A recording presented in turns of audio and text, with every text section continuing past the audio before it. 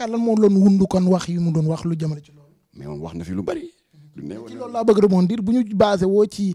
livre ki nga xam ne moo di Iba Der Thiam Histoire du Sénégal duñu mu am ci yenn paragraphe am yu mu laal tarixa yi wala yu mu laal la religion on peut dire ba nga xam ne Ahmed Khalifa ñu ñëw na def ay sorties yoo xam ne les gens n'ont pas beaucoup apprécié yéen ñi nga xam ne itam yéen a ngi bokk ci combat yi naka ngeen gisee appréciation moom Ahmed Khalifa ak sortie livre su ko paree ñu mën a rebondir. non livre bi Iba Der bind Histoire générale du Sénégal mënul woon ñàkk bañ a am coow.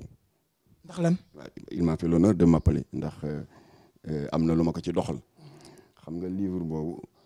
ñu ngi ko inspiré de l'histoire générale de la France ci jamono Giscard historien Bala Fati Touré moom moo doon coordonné le comité de pilotage qui était chargé de l'écriture. Il y avait des historiens, il y avait des philosophes, des sociologues, des linguistes, etc. mais ba ouvrage ya pare parce que ñoom 28 volumes la Iba Der 25 la ba 28 volumes yu pare. mais les contestations fusaient de partout di nga gis les descendants de Louis XVI naan waaw il faut pas dire que il a trahi le peuple parce que nangam nga gis les descendants du maréchal Pétain naan waaw il faut pas dire que Pétain a trahi De Gaulle, etc. waaye nag ils ont géré ça avec responsabilité tenir compte des observations des amendements ba mouture finale bi ku ne gis sa bopp alors neewoon naa Iba Der yow tu ne peux pas échapper à ça alors ba tax na dégg nga Touba wax na les Niassène wax na ba ma waral ki nga tudd léegi wax man fi ma intervenir c'est les Layènes bon ndax mbirum Layène yi yàlla dafa dogal y a un lien très fort qui me lie à eux d'abord ñoom ma may jabar et puis ki xutbal soxna si alxayri bi c'est le défunt khalife général Serigne Mame Alassane Laye Rane donc ba coow Layène yi jógee ñoom tamit naan waaw il s'est trompé sur les dates de naissance de l'imam et cetera ma woo ko ma ne ko am na ku ma ci woo yëkkati na des observations légitimes alors Iba Der ne ma maa ngi yónni suma chauffeur tout de suite mu photocopier la les 5 pages concernant le résumé de la vie de Seydina Limamou mu daal di ma ko yónnee ba ma ko lire effectivement il y a des erreurs de date alors il en a tenu compte parce que effectivement confusion bi mu ngi commencé ci donc il y a la naissance de Seydi Hadji Malick Sy qui est né en 1855 Seydi Hadji Malick Sy Cheikh Amadou Bamba moo ko magee 2 ans moom 1853 ñoom ñëpp Seydina Limamou magee Cheikh Amadou Bamba 10 ans parce que il est né en 1843 donc Seydina Limamou est le doyen d'âge ci fondateur u tarixa yi alors ñu daal di ko rétablir léegi ma woo le neveu du khalife qui est aussi son confident et son assistant mu di sëñ Moussa Gueye Laye voilà ba mu ko validé ma daal di jël correction yi ñu jox ko Iba Der coow laay ni jeex alors kon nag. est-ce que gisoo ni doon nag benn échec ci livre bi bu vous savez très bien que la religion est vraiment sensible bu demee ba génne livre et puis buy bind histoire générale du Sénégal la religion sénégalaise en fait partie mais bu fekkee foofu dafa dem ba am loo xam ne ci lëndëm est-ce que gisoo ni am na échec lu jëm ci livre boobee ba sorti Ahmed Khalifa daal di ñëw là-dessus. non je pense que il faut positiver ça parce que équipe bu Iba Der ils sont en train de nous restituer notre dignité ils sont en train de décoloniser l'écriture de notre histoire qui a été falsifiée par les historiens coloniaux. Dama la gis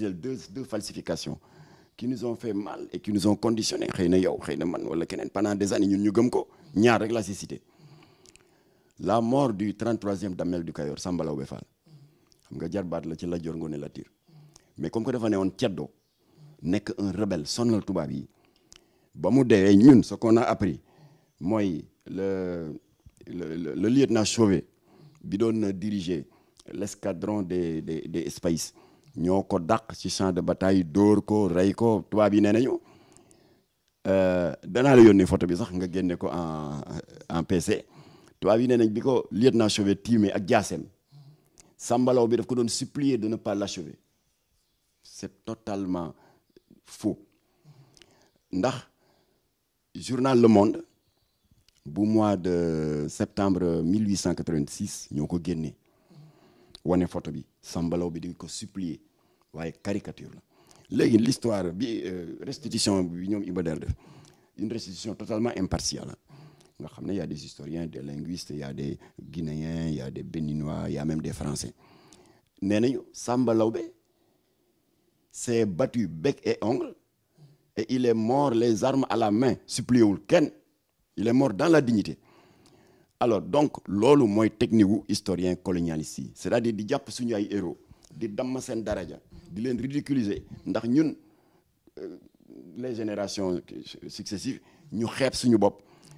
jéppi suñu bopp ñoom s'il leur arrive ñu rëccale pour parler un peu de nos héros dégg nga c'est pour les ridiculiser mais pour l'essentiel après l'indépendance en 1962 dañu jëloon l'histoire du Sénégal joxuñu ko à des cadres africains et sénégalais non ay tubaab lañ ko jox ne ñu bind ko tubaab yi nag seen technique mooy dañu nëbb jàlloorewu nos héros locaux comme héros africains nëbb nañ ñu jàlloore Soundiata Keita Samori Touré nëbb ñu Lat Dior Ngoné Latyr Diop Aline Sitoé Diatta xam nga ils nous ont parlé de quoi surtout ñun parce que yéen sax c'est la génération assez récente waaye maak maître Mame Adama Gueye ñoo duggandoo école primaire Kléber en 58 mais ñun ce qu'on nous apprenait c'est pas Lat Dior Ngoné Latyr Cheikh Ahmadou Bamba et cetera on nous apprenait Clovis Vercingétorix Jules César luy suñu yoon ci loolu. léegi yow nan nga jàppee livre sorti livre am bi. ñoom Iba Der nag ñëw restituer ñu notre dignité décoloniser l'histoire alors deuxième falsification bi y en a beaucoup hein, mais boobu rek laay cité mu jeex dégg ngeen fii le massacre de Thiaroye ñun ñëpp tubaab yi ils nous ont toujours fait croire que ñooñu dañ doon def mutinerie et la mutinerie a été matée de manière violente et sanglante c'est ce qu'on a toujours cru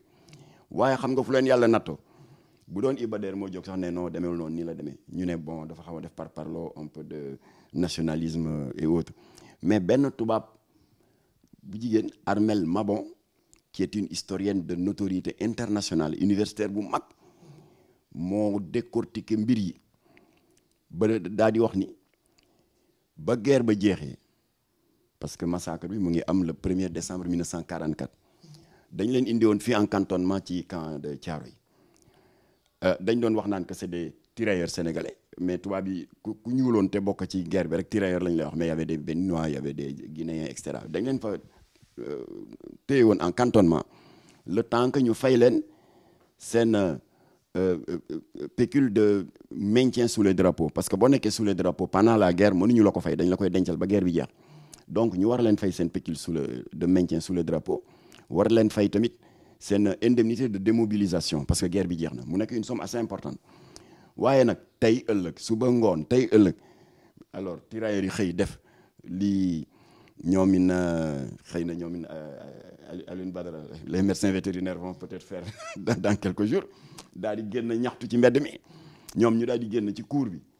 daal di jamono boobu brassard rouge amul waaye pacifiquement sans arme ni rien wax seen naqar officiers yi ñoo ñëw angale leen xam nga temps yi rek domination bi le mépris culturel alors tas kii bi ñoom ñu daal di dem tëddi alors mu am benn officier bu fa toog di continuer di leen brimer ku mu gis nga toog ci cour bi mu dóor la tuur la ndox ak sa tirailleurs yi jàpp ko séquestrer ko waaw pour exiger le paiement immédiat parce que ñoom ñu ngi doon muñ waaye comme que dañ ci boole di leen toroxal ñu daal di séquestrer waa ji léegi un ordre est venu d'en haut ne bàyyi leen ko ñu libéré ko jàmm dellu si ndekete waaja ki ñu def loolu en boobu mu ngi ko garder nekk ba 2 heures 3 heures du matin mu bett leen avec des automitrailleuses de l'armée coloniale daa di leen foudroyer de manière impitoyable rey ci 70 loolu Armelle Mabon moo ko feeñal waaye mu ngi ci biir alors ba mu bañ leen rey ci la ñu jël document yëpp kii ko nëbb ko wala ñu sànk ko ndax c'est un crime de guerre te loolu la France bañ ñu parce que la France venait de sortir récemment en tant que victime de plusieurs crimes de guerre consécutivement à l'occupation allemande kon ñu bañ que l'histoire se retourne contre eux loolu la ñu doon nëbb moo tax ñu nëbb alors bi fi François Hollande di ñëw en octobre 2012 Macky Sall recevoir ko bu ñu amee temps dinaa la yónnee kii bi vidéo bi François Hollande a avoué qu'il y a eu massacre sur la base d'une simple revendication de récupération de leur prime de démobilisation et de leur indemnité de guerre. daa di yemul ci loolu. mu jël ay clés USB. c'est-à-dire les archives officielles de la France. teg ko ci loxo Macky Sall ne ko voilà la version réelle ñii defuñu dara dañ doon laaj lu ñu moom ñu jaay leen doole massacrer leen. yooyu yëpp nag la Iba Der jël dal di restituer l'authenticité du récit historique du massacre de Thiaroye. boo ko liiree yow da ngay waaru ci yàlla ak yàlli la par rapport ak li ñu leen jàngal yéen jàngal ñu ko ñun ci école yi. alors kon nag un travail ne pouvant pas être parfait mënumaa comprendre nag 2 ou 3 paragraphes sur 2700 pages parce que 5 volumes rek génn sur les 25. 5 volumes yi c'est un total de 2700 pages kon 2 ou 3 paragraphes mu def erreur de date sur la date de naissance d'un chef religieux rek ñu bëgg a remettre en cause tout cet travail loolu c'est leur rendre un mauvais procès. kon nag dañuy gërëm professeur Iba Der ak équipe am di gërëm historiens yi ànd ak moom ñu ngi gërëm sociologue yi koy jàppale linguiste yi koy jàppale te maa ngi wax fii je prends Macky Sall à témoin nit ñaa ngi wax naan way Iba Der dafa yàkkamti bâcler liggéey pour ñu fay ko. Iba Der a dit au président Macky Sall salaire ba mu ko jagleloon xam ne c'est un salaire assez consistant presque salaire au ministre mais Iba Der daf ko delloo nëgër ni waroon na fekk parce que depuis 2014 mu ngi ci liggéey bi chaque mois waroon na fayeeku salaire ministériel mais Iba Der moo ko ne sama ngor mayuma en tant qu'historien sama dëkk soxla ma pour une décolonisation de notre histoire pour une restitution authentique de notre histoire qui a été falsifiée par les colonialistes sama ngor mayuma may fayeeku Sénégal liggéey boobu mu delloo salaire bi président Macky Sall ak may dégg donc nañu bàyyi di tooñ Iba Der ne salaire am nangam amul salaire daf koy def de manière bénévole waxuma nag consultant yi mu jël ñooñu c'est des experts kon ku ci ne sa honoraire daf la koy fay mais moom en tant que coordonnateur du comité de pilotage de la réécriture de l'histoire générale du Sénégal il le fait sans salaire kon nag buñ ko gërëmul buñ ko ñaanalul nañ ko bàyyi mu continuer waslu ci ak jaamu ci yàlla waaye nag encore une fois je reconnais te moom aussi maa ngi koy gërëm ndax il a eu je reconnais que observation yi njabootu Seydina Limamou def parce que waa Kër Baye def nañu ko fait légitime te Iba Der nga koy liggéey ñu ngi koy corriger je reconnais observation yi sëñ Bass Abdou Khadre en tant que porte-parole n'est-ce pas de la communauté mouride def c'est tout à fait légitime lu xel mën a nangu la ndax am na ay erreur ci tur bi ki Khadimou Rassoul il l'a traduit autrement ñoom nag am nañ seen traduction bopp na Iba Der jël loolu dugalee ko noonu je reconnais également que ñaseen yi am nañu des observations maa ngi gërëm tam les balantes parce que ñoom ils n'ont pas attendu que seen kii nu mu tudd restitution historique de leurs ancêtres pare pour ñu wax mais ñoom dañu dem ñaan audience Iba Der d'abord gërëm ko ci mu dugal les balantes la communauté balante dans cette histoire générale du Sénégal loolu acte bu rafet la voilà kon nag nañu wàññi xadar bi te nañu bàyyi di décourager ay concitoyens